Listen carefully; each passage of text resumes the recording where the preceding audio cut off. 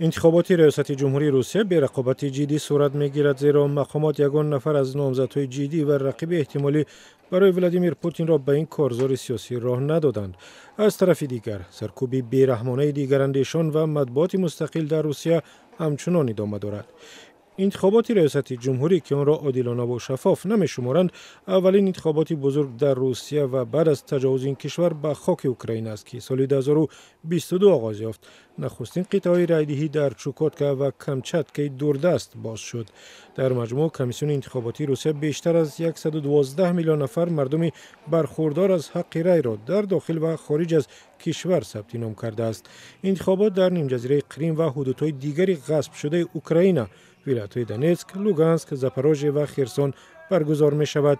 در برگه‌های رایدهی در انتخابات پرزیدنتی 4 نامزد ثبت شده است: ولادیمیر پوتین، ولادیسلاو تابانکوف از حزب آدمان نو، لیونید سلوتسکی از حزب لیبرال دموکرات و نیکولای خریتانوف از حزب کمونیست روسیه.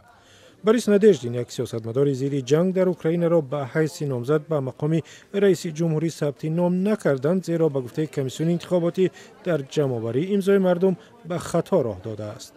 مخالفان حکومت روسیه از شهروندان دعوت کردند به استثنای پوتین به هر نامزد دیگر که می‌خواهند رای بدهند و برگه‌های رای را خراب کنند. ولادیمیر پوتین که از سال 2000 سر قدرت است، یک بار نخست وزیر بود و بیشتر از 20 سال است رئیس جمهوری از نظر مساحت بزرگترین کشور دنیاست. کشوری که پوتین آن را از روی دموکراسی بیرون کرد و به یک مملکت ملتگرا و جنگجو تبدیل داد. И в эти дни также сделают свой выбор.